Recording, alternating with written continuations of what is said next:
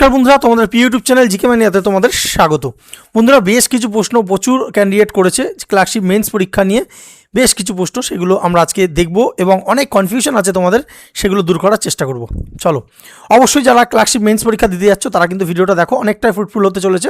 কোনো রকম কনফিউশন থাকলে কিন্তু সেটা দূর হয়ে যাবে। এবং তোমাদের পরিচিত যদি কেউ দিয়ে থাকে ক্লার্কশিপ মেন্স দিচ্ছে, তোমাদের পরিচিত দাদা দিদি ভাই বোন, তাদেরকে ভিডিওটা শেয়ার করতে ভুলো না, ঠিক আছে? চলো, প্রথমে আমরা বেশ কিছু প্রশ্ন দেখে নেব। এখানে তোমরা দেখতে পাচ্ছ এগুলো ক্যান্ডিডেটদের দ্বারাই কিন্তু করা হয়েছে। তো প্রথম দেখো, একজন প্রশ্ন করেছে যে রিপোর্টগুলি দাদা মুখস্থ করতে হবে। আমরা একে একে উত্তর দেবো, আমরা আগে প্রশ্নগুলো পড়ে নিই। 2 নম্বর বলেছে ফরম্যাটগুলো একবার দেখিয়ে দিলে ভালো হয় দাদা। আচ্ছা, নেক্সট, যদি অন্য কোনো দেশ বা রাজ্যের ঘটনা নিয়ে রিপোর্ট দেয় তাহলে প্লেস বা ডেট কী দেবো? আচ্ছা, ভালো কথা। নেক্সট হচ্ছে কোন কালির পেন ব্যবহার করব? ভালো। নেক্সট 5 নম্বর প্রশ্ন, কোনটা এডিটোরিয়াল রিপোর্ট বুঝবো কী করে? আচ্ছা। 6 নম্বর হচ্ছে রিপোর্টের জায়গায় নাম তারিখ কী দেবো? চলো পরবর্তী, কোনো ব্যক্তির জায়গায় কি লিখব? আচ্ছা। নেক্সট, সারাংশ লিখতে গিয়ে শব্দ সংখ্যা উল্লেখ করব কি? আচ্ছা। 9 নম্বর বলছে কি কাল্পনিক তথ্য দেওয়া যাবে কি? এছাড়া আরও কিছু প্রশ্ন আমরা দেখব। তাহলে চলো, প্রথম যে প্রশ্নটা এখানে জিজ্ঞেস করেছেন একজন ক্যান্ডিডেট বা প্রার্থী, যে রিপোর্টগুলো তাদের মুখস্থ করতে হবে। দেখো, এই সময় দাঁড়িয়ে যদি তুমি বলো রিপোর্ট মুখস্থ করবে, তাহলে আমি বলবো দরকার নেই, ঠিক আছে? তো যেহেতু তোমরা অনেকটা দিন টাইম পেয়েছো এই ক্লার্কশিপ পরীক্ষার জন্য, তো সেক্ষেত্রে যে কোনো যে রিপোর্ট রাইটিংয়ের ক্ষেত্রে, পরীক্ষার ক্ষেত্রে যদি তুমি 20টা করে মোটামুটি প্রশ্ন, এটা তুমি বেঙ্গলি বলো বা ইংলিশ বলো, 20টা করে মুখস্থ করতে পারো, 20টা না হোক 15টা করে যদি মুখস্থ করতে পারো না, তাহলে তাতে কী ভালো হয় বলো তো? যে 15টা বিভিন্ন ধরনের তুমি মুখস্থ করলে বা তোমার মেমোরিতে রইলো, তোমাকে যদি আনকমন কোনো রকম টপিক দেয় না, সেই রিলেটেবল একটা টপিক কিন্তু তুমি ওখান থেকে এই 15টার মধ্যে থেকে তুমি দেখবে ওয়ার্ড পেয়ে যাচ্ছ। সেই ওয়ার্ড দিয়ে কিন্তু তুমি আনকমন টপিক লিখে আসতে পারবে বা যে কোনো জিনিস লিখতে সুবিধা হয়, ঠিক আছে? তো অর্থাৎ এটা কিন্তু এগুলো প্রথম ফেজেই করতে হয়, ঠিক আছে? তো আমাদের ব্যাচে যারা ছিল তাদেরকে অনেকেই কিন্তু এই মেথডগুলো ফলো করেছে, ঠিক আছে? তো প্রথম দিকে এটা কিন্তু করতে হয়, ঠিক আছে? তো কিছুটা মুখস্থ করে নিলে সেটা ভালো হয়, ঠিক আছে? তো এবং কেউ যদি বলে যার ইংলিশে স্কিল ভালো রয়েছে তা বা বাংলাতে রাইটিং ভালো লিখতে পারে, তাদের ক্ষেত্রে দরকার হয় না, বেশি বেশি করে পড়লে প্র্যাকটিস করলেও কিন্তু হয়।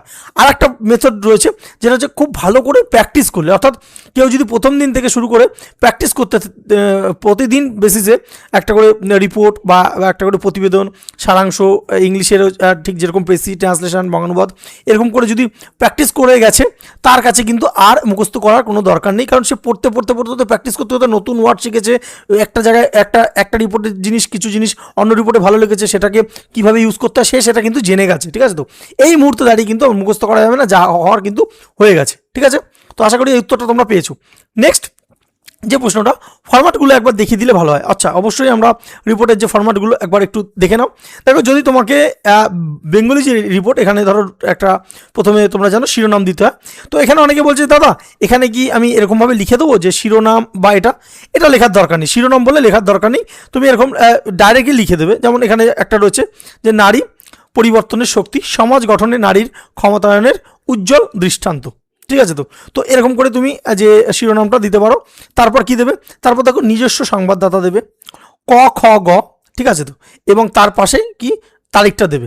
এই যে ক খ গ নিয়ে একটা বিরাট কিন্তু কনফিউশন রয়েছে, ঠিক আছে? তো কি এই ক খ গর জায়গায় কি আমি দাদা কোনো স্থানের নাম দিতে পারি? অবশ্যই তুমি দিতে পারো। তুমি কলকাতা লিখতে পারো বা তুমি যে কোনো জায়গার নাম তুমি দিতে পারো। কিন্তু এখানে একটা জিনিস মাথায় রাখবে, পিএসসি যেহেতু পিএসসি ক্লার্কশিপ পরীক্ষাটা নয়, তো পিএসসির বেশ কিছু পরীক্ষা না, পিএসসি প্রশ্নপত্র অনেক সময় লিখে দেয় যে নাম, মানে নিজের নাম বা স্থান এগুলো উল্লেখ করতে না, তার বদলে তুমি ক খ গ বাংলার ক্ষেত্রে বা তুমি ইংরেজির ক্ষেত্রে এক্স ওয়াই জেড এইসব ব্যবহার করো, এটা বলে থাকে। কারণ অনেক ক্ষেত্রে দেখেছি, দেখা যায় যে কেউ নাম বা স্থান লিখে দিলে অর্থাৎ যার কাছে খাতাটা পড়বে তার হয়তো পরিচিত কেউ বা একটা মানে ট্রান্সপারেন্ট হবে না যে পরীক্ষাটা, ঠিক আছে? তো এর জন্য কিন্তু পিএসসি এটা করে থাকে। তো যদি প্রশ্নপত্রে লিখে দেয় যে নাম স্থান ব্যবহার করা যাবে না, তাহলে কিন্তু তোমাকে এরকম ক খ গ বা তুমি ক খ গের জায়গায় শুধু কও লিখতে পারো, তুমি এইভাবে ইউজ করতে হবে তোমাকে, ঠিক আছে? আর যদি না বলে দেয় যে এরকম ক খ গ কিছু মানে মেনশন করে না দেয়, তাহলে কিন্তু তুমি স্থানের নামও কিন্তু দিতে পারবে, ঠিক আছে? স্থানের নামও দিতে পারবে, মাথায় রইলো। নেক্সট আমরা দেখবো ইংরেজির ক্ষেত্রে কী হয়। ইংরেজির ক্ষেত্রেও যেমন একটা হেডলাইন হয়, তারপর এখানে যেমন নিজস্ব সংবাদদাতাটা একবারে চলছে, এখানে কিন্তু তার পরের লাইনে এরকম বাই স্টপ রিপোর্টার হবে। তারপর এখানে জায়গার নাম বা এক্স বা এক্স ওয়াই জেড যা খুশি এরকম লিখে তুমি কিন্তু শুরু করতে পারো। ঠিক আছে, তো এরকম করে কিন্তু ফরম্যাটে তোমাকে শুরু করতে হবে। ফরম্যাট কিন্তু ফরম্যাটের জন্য কিন্তু নাম্বার রয়েছে আলাদা। ঠিক আছে, তো অবশ্যই ফরম্যাটগুলো কিন্তু ঠিকঠাক করে মেনটেন করবে, না তো কিন্তু নম্বর কাটা যাবে। যে যেরকমভাবে যদি অনেকেই দেখছিলাম আমাদের যে খাতা চেকিং ব্যাচে, যে এখনও পর্যন্ত অনেকে উল্টোপাল্টা ফরম্যাট ইউজ করছে, যে যার মতো লেখা শুরু করে দিচ্ছে, এতে কিন্তু তোমার নম্বরে এফেক্ট পড়বে। ঠিক আছে, তো নম্বর কিন্তু এই চাকরি পরীক্ষা কিন্তু 0.2 মানে পয়েন্টের নম্বরও কিন্তু অনেক ফ্যাক্টর হয়ে যায়। ঠিক আছে, 0.25ও দেখবে তোমার থেকে তুমি কয়েক হাজারের পিছনে চলে গেছো। ঠিক আছে, তো সুতরাং অল্প অল্প নম্বর, এখানে যদি তুমি এই ফরম্যাটের জন্য কিছু নম্বর তুমি পেছিয়ে যাও না, চাকরিও হাতছাড়া হয়ে যেতে পারে। ঠিক আছে, তো এরকম কিন্তু আমরা বহু দেখেছি, তার জন্যই বলছি, এক্সপিরিয়েন্স থেকে বলছি। তো অবশ্যই এইসব ভুল করবে না, এই ফরম্যাটগুলো কিন্তু মেনটেন করার চেষ্টা করবে। ঠিক আছে, আচ্ছা নেক্সট বলছে কি, যে একজন প্রশ্ন করেছে যে দাদা যদি অন্য কোনো দেশ রাজ্যের ঘটনা নিয়ে রিপোর্ট দেয় তাহলে প্লেসের জায়গায় কি দেবো? নেপাল, দিল্লি, যেমন ধরো মনে করো যে নেপালে জেনারেশন জেড যে আন্দোলন করলো, কিংবা দিল্লি যে ব্লাস্ট হলো, এই সব ক্ষেত্রে আমরা কী দেবো? দেখো ওই যে আগে বললাম যে যদি পিএসসি ক খ গ এরকম উল্লেখ করে না দেয়, তাহলে তুমি নেপালের জায়গায় নেপাল স্থানটা দিতেই পারো, বা কাঠমান্ডু দিতে পারো, যে যেখানে আমরা যে ফরম্যাটটা দেখালাম সেই জায়গায় কাঠমান্ডু দিতে পারো, বা ক খ বাংলার ক্ষেত্রে ক খ গ, ইংরেজির ক্ষেত্রে এক্স ওয়াই জেড, বা শুধু এক্স বা শুধু ক, এরকম কিন্তু দিতে পারো। ঠিক আছে, তো বারবার করে বলছি, আশা করি বুঝতে পারছো কী বলতে চাইছি। ঠিক আছে, তো এই যে ঠিক যেখানে এখানে তোমরা দেখে নাও যে এখানে এক্স ওয়াই জেড রয়েছে, তারপর নভেম্বর 2 এইভাবে। ঠিক আছে, তো ইংরেজির ক্ষেত্রে তো এখানে যদি পিএসসি বলে না দেয় যে এক্স ওয়াই জেড ব্যবহার করো, তাহলে এক্স ওয়াই জেড ব্যবহার করতে বলে তো তোমাকে এক্স ওয়াই জেড ব্যবহার করতেই হবে। ঠিক আছে, তো আর যদি না বলে দেয় তাহলে তুমি নেপালের যদি কোনো ঘটনা হয়ে থাকে তুমি তার রাজধানী কাঠমান্ডু দিয়ে এখানে করতে পারো, কিংবা দিল্লিতে বিস্ফোরণ হয়েছে তুমি দিল্লি দিয়েও করতে পারো। ঠিক আছে, তো এটা মাথায় রাখবে। ঠিক আছে, তো কিন্তু এই যে এক্স ওয়াই জেড যদি তুমি ব্যবহার করো না, তাহলে কোনো রকম কিন্তু ঝামেলার কিন্তু এখানে থাকবে না, এটা মাথায় রাখবে। কোনো রকম ঝামেলার সৃষ্টি হবে না, কোনো যে এই যে স্থানের নাম দিয়েছো বা কিছু এক্স ওয়াই জেড বা ক খ গ, এটা কিন্তু সব থেকে বেস্ট মেথড। ঠিক আছে, তো আচ্ছা নেক্সট কী বলছে, অনেকে বলছে দাদা কোন কালির পেন ব্যবহার করবো? দেখো এখানে তোমাকে বলে রাখি যে তোমাদের যে অ্যাডমিট কার্ড আছে না, অ্যাডমিট কার্ডে দেখবে একটা জায়গায় লিখে রেখেছে যে black ball point pen use করতে হবে। ঠিক আছে, তো এছাড়া তোমরা কিন্তু ব্লু পেনও ইউজ করতে পারো। ব্ল্যাক বয়েল পেনটা এটা কিন্তু অ্যান্সার শিটের যে বেশ কিছু কলাম রয়েছে সেই ক্ষেত্রে কিন্তু ব্ল্যাক বয়েল পেন এটা লাগে, তার জন্য ইউজ করতে বলেছে। তো আমি বলবো যে ব্ল্যাক পেনটা তোমরা ইউজ করো, এটা কিন্তু সব থেকে বেস্ট হবে। আচ্ছা অনেকে আছে যে একটা হেডিং যেটা আমরা করতাম যে স্কুল লেভেলে, যে হেডিংটা একটু কালো কালারের দিই, তারপর নীল কালার দিয়ে প্রশ্ন লিখি, বা নীল কালার দিয়ে হেডিং লিখি, কালো কালার দিয়ে পুরো উত্তরটা লিখি, মানে এটা দেখতে ভালো লাগবে, এরকম একটা ব্যাপার কিন্তু আমাদের মধ্যে এটা থাকতো। ঠিক আছে, তো দেখো এত কিছু করতে যাবে না, মাথায় রাখবে 6টা টপিক তোমাকে 1 ঘন্টার মধ্যে নামাতে হবে।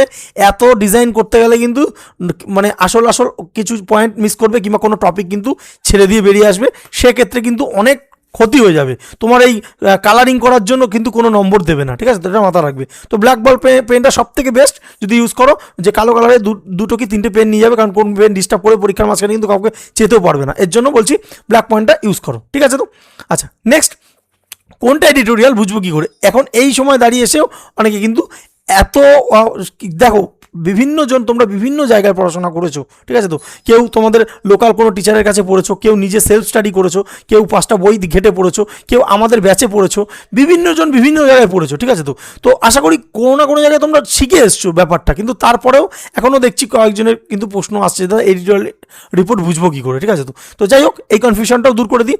দেখো এখানে তোমরা এটা আমাদের একটা পেইড ব্যাচে আমরা করিয়েছিলাম, সেখান থেকে এটা আমরা তুলে ধরছি।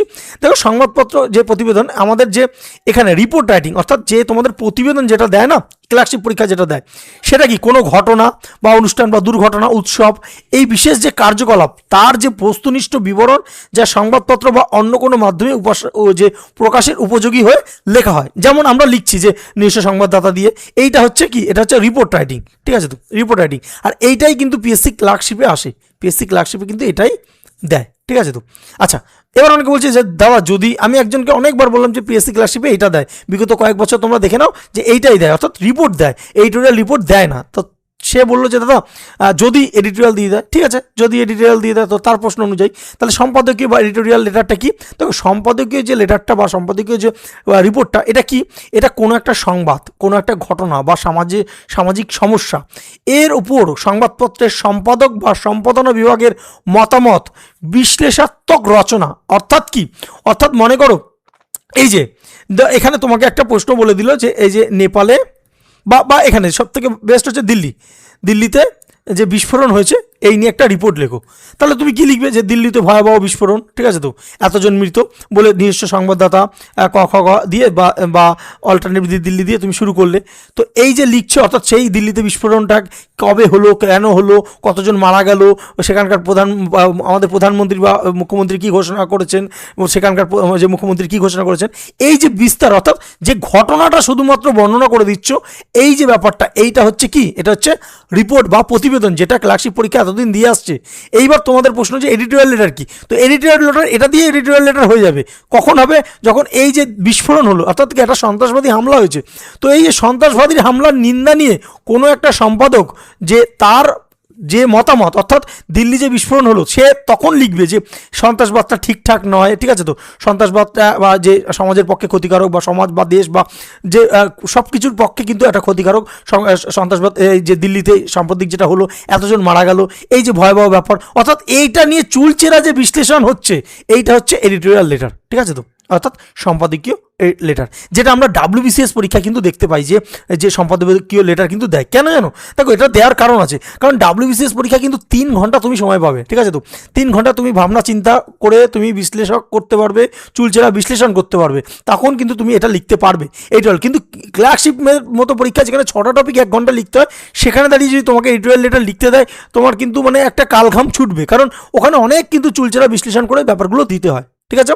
আশা করি বুঝতে পেরেছো কি। তো এখন দেখো, পরীক্ষা তো এতদিন ধরে তো রিপোর্ট দিয়ে আসছে, এখন এডিটোরিয়াল লেটার নিয়ে তোমরা বললে তাই বলে দিলাম, ঠিক আছে। তো চলো, এখানে আরও একটা জিনিস রয়েছে, আমরা একটু দেখে নিই। এটার একটা পার্থক্যও রয়েছে, যে দেখো এই যে এখানে রয়েছে প্রতিবেদন, এখানে সম্পাদকীয় প্রতিবেদন। তো উদ্দেশ্য কি, এই প্রতিবেদন যেটা দেয় সেটার উদ্দেশ্য হচ্ছে তথ্য দেওয়া, অর্থাৎ পাঠক তোমার কাছে তথ্য চাইছে, আর কিছু না, ঠিক আছে। তো আর সম্পাদকীয় কিন্তু মতামত প্রকাশ। এই প্রতিবেদন যেটা পরীক্ষায় দেয় সেটা কিন্তু কোনো নিজস্ব মতামত কিন্তু দেওয়া যায় না, কিন্তু এই সম্পাদকীয় প্রতিবেদনে কিন্তু মত প্রকাশটাই মেন, মাথায় রাখবে। নেক্সট কি, ভাষা। এই যে প্রতিবেদন যেটা পরীক্ষায় আসে, সেটার প্রতিবেদন কি সহজ হবে, নিরপেক্ষ হবে। এখানে কিন্তু কোনো যে তুমি একটা কারো পক্ষ হিসেবে বলবে, এটা কিন্তু চলবে না। কিন্তু সম্পাদকীয় প্রতিবেদনে কিন্তু যুক্তিপূর্ণ হবে, প্রভাবশালী হবে, অর্থাৎ তোমার যুক্তি থাকতে হবে, সেই যুক্তিটাই মানুষ পড়বে, ঠিক আছে। তো এটা এই যুক্তি আমরা দেখেছি সংবাদপত্রে অনেক সময় একঘেয়েমি হয়ে যায়, মানে একদিকে নিরপেক্ষ থাকে না, ঠিক আছে। তো কিন্তু প্রতিবেদনের ক্ষেত্রে কিন্তু নিরপেক্ষটা মাস্ট। নেক্সট কি, লেখক। লেখক হচ্ছে সংবাদদাতা বা প্রতিবেদক, আর এখানে হচ্ছে সম্পাদক বা বিশেষ লেখক হচ্ছে সম্পাদকীয় লেটারে থাকে। নেক্সট বিষয়ভিত্তিক হচ্ছে তথ্যভিত্তিক হবে, এটা বিশ্লেষণমূলক হবে।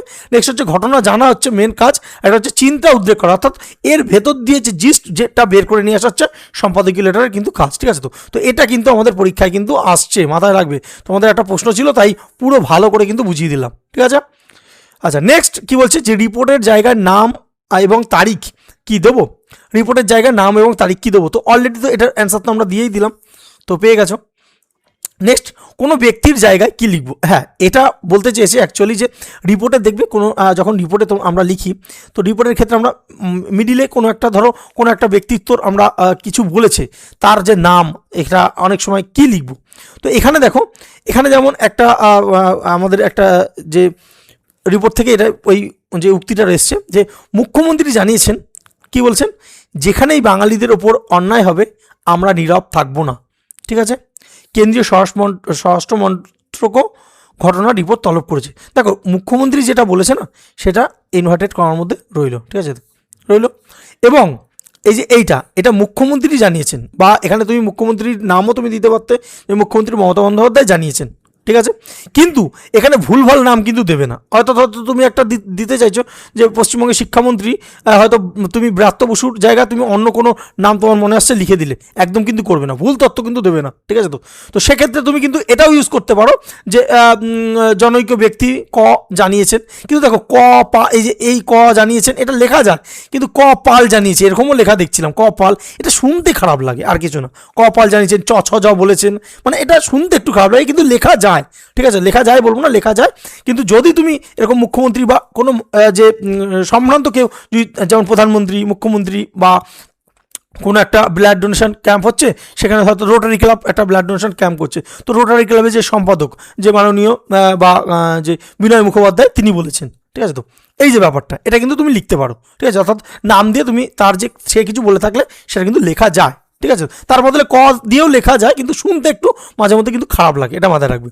নেক্সট আমরা কি দেখবো, সারাংশ লিখতে গিয়ে শব্দ সংখ্যা উল্লেখ করব কি। দেখো প্রথমে এটা তোমরা জানো যে স্বরাংশ বা প্রেসি, ইংলিশের ক্ষেত্রে যে প্রেসি থাকে আর বাংলার ক্ষেত্রে সারাংশ থাকে।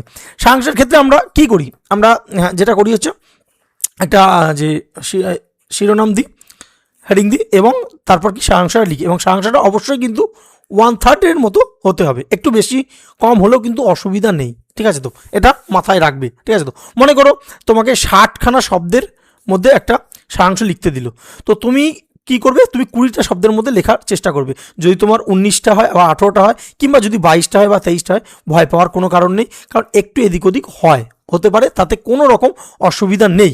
এইবার এই যে প্রার্থীরা জিজ্ঞেস করছে যে দাদা মনে করো এই যে 60খানা ও গুনে নিয়ে ও 20টা মতো বা 22টা মতো করলো, ও কি পাশে লিখে দেবে 22টা শব্দ সংখ্যা 22? সেটা তুমি লিখতেও পারো বা নাও লিখতে পারো, না লিখলেও কোনো এতে নাম্বার এফেক্ট পড়বে না, লিখলেও বিরাট একটা এফেক্ট কিন্তু পড়বে না। যেহেতু টাইম কম, সেহেতু তুমি আবার যদি গুনতে যাও সেক্ষেত্রে তোমার কিন্তু টাইম যাবে।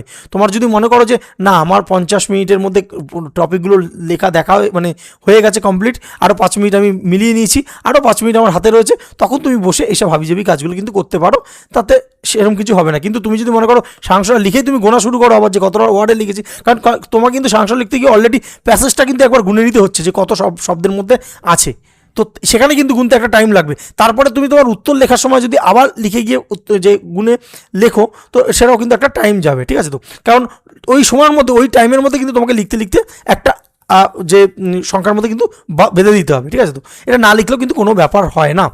আচ্ছা নেক্সট, কাল্পনিক তথ্য কি দেওয়া যাবে। দেখো অনেকেই আছে যে বিভিন্ন রকম কাল্পনিক, কোনো বিশেষ করে কোনো একটা ডেটা দিচ্ছে, ঠিক আছে। তো হয়তো বলে দিল যে নীতি আয়োগ জানিয়েছে যে এত পার্সেন্ট হয়েছে, হয়তো অত পার্সেন্টে কিছু হয় না, তুমি একটা নিজের মন মতো দিয়ে দিলে, হয়তো ওটা যাই না ওরকম পার্সেন্টে, ঠিক আছে। তো ওটা গেলে হয়তো অন্যরকম কিছু ব্যাপার হয়ে যাবে, তো সেক্ষেত্রে কিন্তু তোমাকে কিন্তু অবশ্যই সচেতন থাকতে হবে, ঠিক আছে। তো হ্যাঁ, তুমি মনে করো একটা জিডিপি লিখছো 6.5 বা কিনো একটা কিছু লিখছো, যেটা তুমি 0.5 এদিক ওদিক হচ্ছে বা যেটা মানানসই, সেটা দিলে হয়তো তোমাকে একটু ছাড় দেবে, কিন্তু তুমি এমন একটা জিনিস দিলে যেটার সঙ্গে বাস্তবের কিছু নেই, কাল্পনিক একটা তথ্য দিয়ে দিলে যেটা মিলছেই না, অর্থাৎ কারো একটা নাম দিয়ে দিলে সে পদে নেই, তুমি তার নাম উল্লেখ করে দিলে, এবং যিনি খাতা দেখছেন তিনি সেইটা নিয়ে ওয়াকিবহল, তখন কিন্তু তোমার সেই জায়গাটা কিন্তু একটু হলেও যে ক্রস পড়বে বা যখন গোল পড়বে না, যখন সামগ্রিকভাবে খাতাটা নম্বর দিতে যাবে, তখন সেই গোলটা কাউন্ট করে একটা নম্বর কিন্তু একটু কমবে।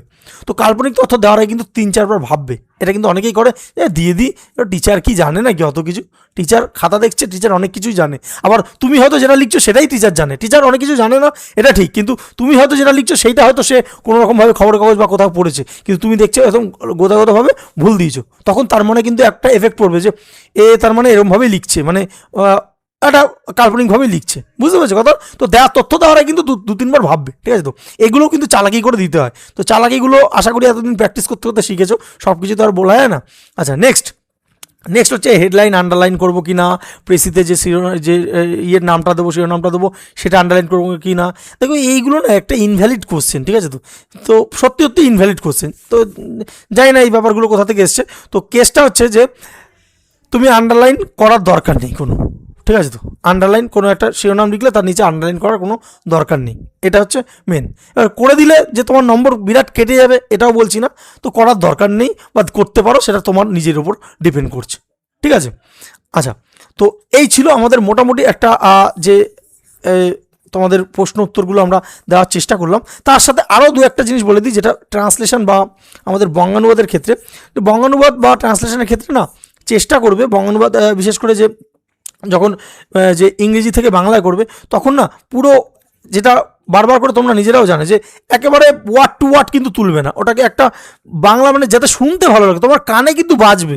তুমি যদি একদম ডাইরেক্টলি পুরো ওয়ার্ড টু ওয়ার্ড করো না, দেখবে কানে বাজছে, তোমরা শুনতে ভালো লাগবে না, সেখানে কিন্তু নম্বরের ভ্যারিয়েশন চলে আসে। তো এটা কিন্তু একদমই তোমরা কিন্তু করবে না, ঠিক আছে। তো আরও এই প্রশ্নগুলো আমরা মোটামুটি পেয়েছি, আরও যদি কোনো প্রশ্ন থাকে তোমরা আমাদের এই কমেন্ট সেকশানে জানাও, আমরা কমেন্ট সেকশানে উত্তর দিয়ে দেবো। আর যদি খুব বেশি প্রশ্ন চলে আসে তাহলে আমরা আরও একটা ভিডিও নিয়ে আসবো এর মধ্যেই, ঠিক আছে। তো এখন আশা করি তোমরা খুব ভালো করে যেগুলো মোটামুটি রয়েছে, প্র্যাকটিস তো অনেকটাই তোমাদের ঠিকঠাক রয়েছে। আর একটা জিনিস মাথায় রাখবে, অনেকেই যেটা বলছো দাদা কমন পাবো কমন পাবো কমন পাবো, দেখো কমন পাবে এটা কিন্তু বলা মুশকিল, কেউ বলতে পারবে না। পিএসসি মিসলেনিয়াসের ক্ষেত্রেও কিন্তু তোমরা দেখেছো, ঠিক আছে, তো যে এমন একটা টপিক দিয়ে দিচ্ছে না, কোনো বই নেই, কোনো টিচার বা কিছু কেউ কমন দিতে পারেনি, এমনই টপিক দিয়েছে। তো সেক্ষেত্রে কী করবে, সেক্ষেত্রে যে ভালো করে বিভিন্ন রকম টপিক প্র্যাকটিস করে গেছে না, সেই জিনিসগুলোকে ইউজ করা যায়, কোনো ওয়ার্ড বা কোনো সেন্টেন্স ইউজ করে সে কিন্তু ওই ব্যাপারটা লিখতে পেরেছে। তো যে এতদিনে প্রচুর টপিক নিয়ে প্র্যাকটিস করেছে, লিখেছে বিভিন্ন রকমভাবে ঘুরিয়ে ফিরিয়ে, তার কাছে আনকমন টপিক দিলে কোনো যায় আসে না, ঠিক আছে। তো তাও আশা করছি, যেহেতু এটা ক্লার্কশিপ এক্সাম, দুটো করে রিপোর্ট দেবে, তার মধ্যে একটা লিখতে হবে, তো দুটোর মধ্যে একটা তোমরা কমন পেলেও পেয়ে যেতে পারো, ঠিক আছে, যেহেতু অনেক গতানুগতিক টপিকও কিন্তু পিএসসি দিয়ে থাকে এবং কারেন্ট টপিকও দেবে। তো যাই হোক, আশা করছি তোমরা সেইভাবে পড়াশোনা করছো এবং এই কদিন খুব ভালো করে নিজের মনটাকে শান্ত করে রাখো এবং যে কোনো টপিক দেখলে একবার চোখ বুলিয়ে দাও। এখন আর মুখস্থ করার কিছু নেই, যদি কোনো নতুন টপিক চোখের সামনে আসে একবার চোখ বুলিয়ে নাও, মানে দেখে নাও যে ফ্যাক্টটা, একটা খবরের কাগজের মতো, যে একটা খবর পড়ে নিলাম, অর্থাৎ কি ওই টপিকে কিছু আসলে আমি ঠিক বানিয়ে যাতে লিখে দিতে পারবো, কারণ আমার কাছে প্র্যাকটিস করেছি, আমার কাছে ওয়ার্ডের এখন কোনো অসুবিধা নেই, বা আমি জানি ফরম্যাট কী আছে, তো আমি ঠিক লিখে বেরিয়ে আসবো, এরকম একটা কিন্তু টেনশন না, চিন্তা ভাবনা রাখো, ঠিক আছে। তো আচ্ছা, অনেক আরেকজন একটা প্রশ্ন করেছে, আমি দেখলাম আজকে, যে বলছে দাদা আমি 6টা টপিকের মধ্যে আমি 5টা টপিক খুব ভালো করে লিখলাম, আর একটা টপিক লিখতে পারলাম না, বা খুব খারাপ লিখতে পারলাম না, সে বলেছে। তো এটা কিন্তু একদমই করবে না, আমি অ্যান্সার দিয়ে দিয়েছি তাকে, একদমই করবে না। 6টা টপিকই কিন্তু লিখবে, একটা টপিকের জন্য কিন্তু তুমি খারাপ লিখলেও কিন্তু একটা নম্বর পাবে, সেই নম্বরটা কিন্তু তোমার এই 5টা টপিক ভালো লিখলেও কিন্তু নাম্বার কিন্তু তুলতে পারবে না, 6টা টপিক তোমাকে লিখতে হবে। হ্যাঁ, এইবার কিন্তু অনেকে যেটা ভুল করে, যে প্রথমে রিপোর্ট হয়তো কমন এসছে, একদম ছাপিয়ে দিল, মানে যা পড়েছে একদম 2 পাতা ধরে ছাপাচ্ছে, একদম ও আনন্দে ছাপাচ্ছে, যখনই ওটা শেষ হলো না, যেই ঘড়ির দিকে তাকালো, ব্যাস দেখলো 20 মিনিট 30 মিনিটের কাছাকাছি ঘড়ি যাচ্ছে, তখন ও 4টে টপিক 5টা টপিক করতে গিয়ে তখন ওই 5টা টপিক এমন ধরিয়ে দেবে যে ওই একটা টপিক ওকে বাঁচাতে পারবে না, অর্থাৎ ভালো নম্বর দিতে পারবে না। চেষ্টা করবে মোটামুটি অল্প ওয়ার্ডের মধ্যে এইগুলোকে কিন্তু শেষ করতে। আর একটা জিনিস বলে দিই, অনেকে জিজ্ঞেস করছে, দেখো এটার ক্ষেত্রে এগুলো মাথায় রাখা উচিত, যে বেঙ্গলি যখন যে বাংলা যে রিপোর্ট লিখবে, এটা মোটামুটি 150 থেকে 170-এর মধ্যে রাখার চেষ্টা করবে। আর ইংরেজির ক্ষেত্রে ইংলিশটা বেশি লিখতে পারবে না, ইংলিশটা মোটামুটি 150-এর মধ্যে রাখার চেষ্টা করো, ঠিক আছে।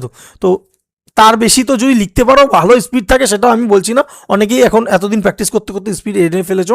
তো যারা নতুন, যারা কিছুদিন ধরে প্র্যাকটিস করছো, এই সবে অনেকে দেখছি এখনও আমাদের ইবুক সংগ্রহ করছে, তারা জানি না আগে থেকে হয়তো কেউ পড়েছে, বা কেউ নতুন এসছে, কিংবা অ্যাডমিট কার্ড বেরোনোর পর পড়া শুরু করেছে, সেটা বলতে পারবো না। কিন্তু যারা প্র্যাকটিস করছে, যারা অ্যাকচুয়াল ক্যান্ডিডেট, যারা ঠিকঠাকভাবে পড়াশোনা করে এসছো, বা যা এই চাকরিটার জন্য করছো, কারণ সিট সংখ্যা কিন্তু, এই যা সিট সংখ্যা আছে, এই সিট সংখ্যা কিন্তু আবার অনেক দিন পর কিন্তু তোমরা পাবে ক্লার্কশিপে, ঠিক আছে। অনেকটা সিট রয়েছে, খুব ভালো, যে কিন্তু একটা জায়গায় তোমরা দাঁড়িয়ে আছো। আর সব থেকে বড় ব্যাপার, যেটা বারবার করে বলছি, পিএসসি কিন্তু এখন কি করেছে, পিএসসি এখন হচ্ছে নন জয়নিং থেকেও কিন্তু ডাকছে, অর্থাৎ তুমি যদি মনে করো না, এখানে যদি কোনো ধরো একটা মেরিট লিস্ট বেরোলো, চাকরি পেয়ে গেলে, তুমি অল্প কিছু নম্বরের জন্য পেলে না, তুমি কিন্তু ওই চাকরিটা তুমি পাবেই, কারণ এইখান থেকে প্রচুর ক্যান্ডিডেট বিভিন্ন সিজিএল হ্যান ত্যান অনেক রকম পরীক্ষা, ভালো পরীক্ষা বেরিয়ে চলে যাবে, এবং সেই জায়গা যখন খালি হয়ে যাবে না, বা অনেকজন জয়েন করবে না, তো সেই জায়গায় কিন্তু তোমাকে ডাকবে, ঠিক আছে।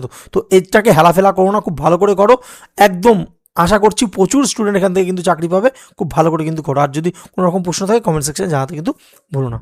ধন্যবাদ।